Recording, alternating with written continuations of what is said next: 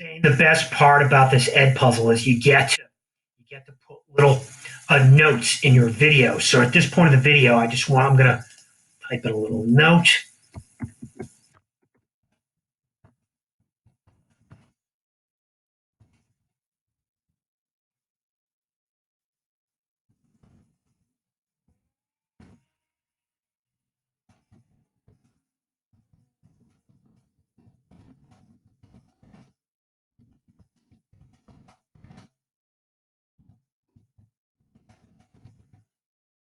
This is simply you type it in.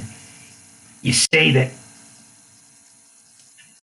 And what you do, it automatically appear for the user. See, and the user, the note is highlighted, so it's really really handy.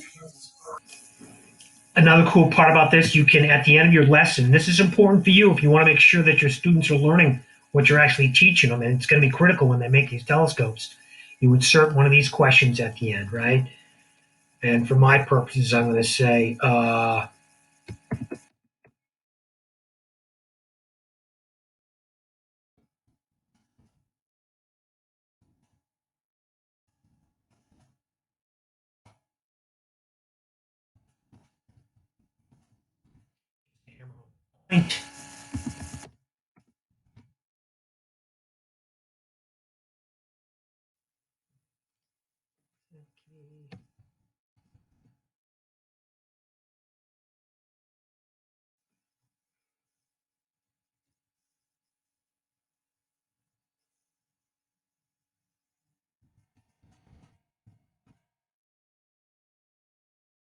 You just add the question, and it's automatically added to the end.